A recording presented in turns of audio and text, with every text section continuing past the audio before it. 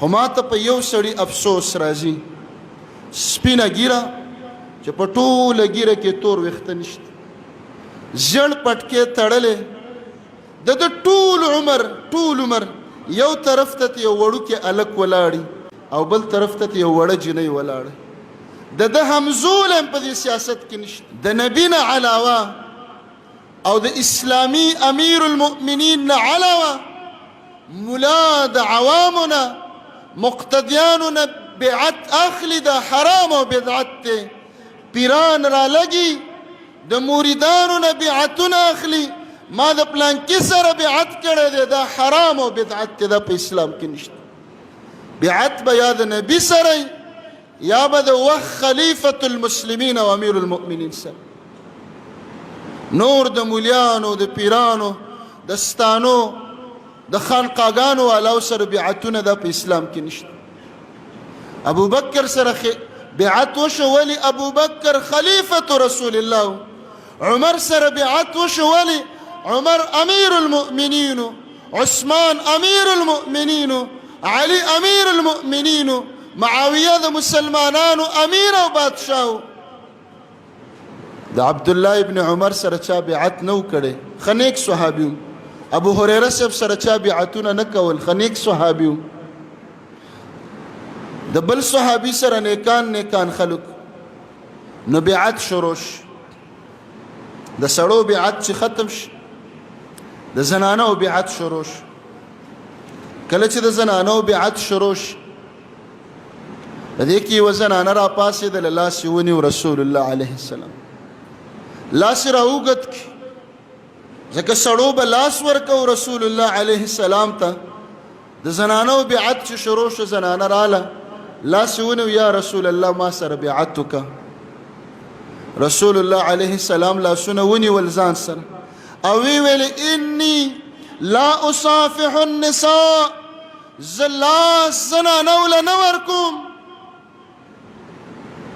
نبی دی، نبی د دومره متقی انسان په کائناتو کې بل نشته.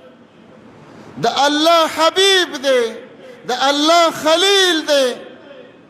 کم صفت دی چې په هغه کې نو؟ الله څومره صفات ورکړو، خو پردو زنانو ته لاسونه نه ورکو. د نن زمانې مولا او پیر یره ښه سړی دی، زبرګ دی، متقي دی، ولی الله دی، چې هر څه دی، هره بلا دی، خو محمد رسول الله علیه السلام ته خو نه رسي. دله دا اجازت، دا اختیار چا ورکړی دی چې دی به د پردو زنانو په لاسونو کې لاس ږدي.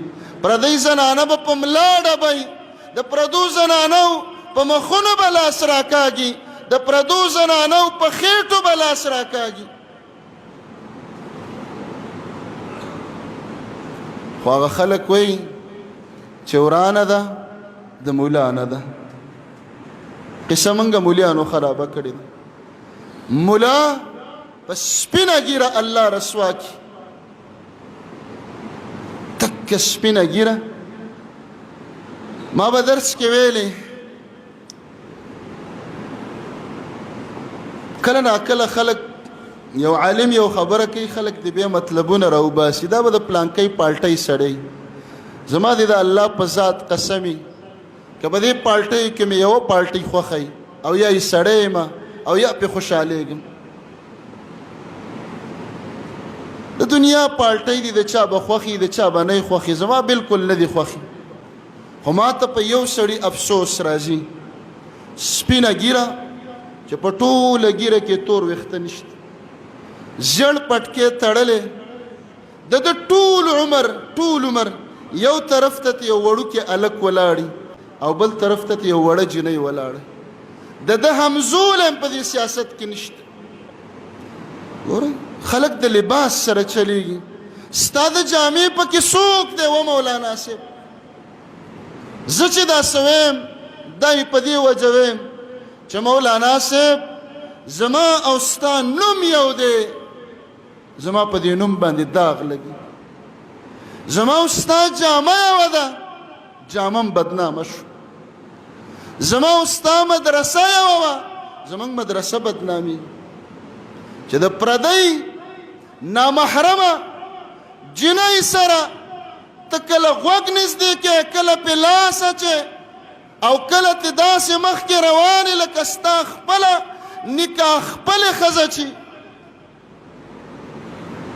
نو دین به نه بدنامیږي خلک وی ځوانه طبقه سیکولر شوه الحاد ته لاړه د دین نه زړه تورېږي ملا لګیا دی ملا د خلکو زړه د دین نه توری خلکو سره پوښتنه پیدا شوې ده چې مولانا صاحب دا فلانکۍ بیبي ستا څه ده یو ورځ نه شوه دوه ورځې نه شوې درې ورځې نه شوې ځوان وي پکې سپین ږیری شوې د ګور په غاړه ودرېدلې او نن هم د پردو جینکو نه قلار نه شو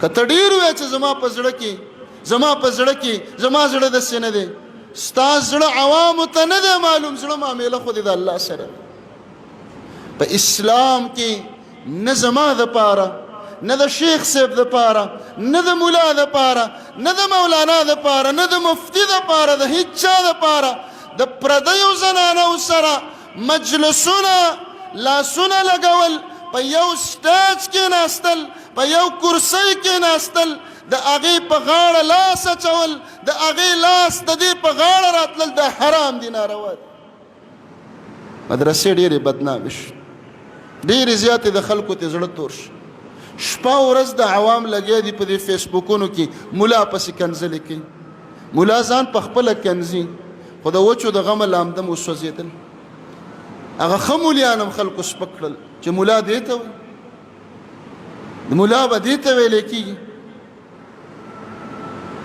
محمد رسول الله علیه السلام د زمانې نبی دی ته څومره نیک عملي یادې دا ټوله په رسول الله علیه السلام کې وه ته د دنیا تقوا څومره یادې دا ټوله په هغه کې وه خو زنانه لاس راوږد که ورته وایي انی لا اصافح النساء زه ګورې زنانو له لاسونه نه ورکړم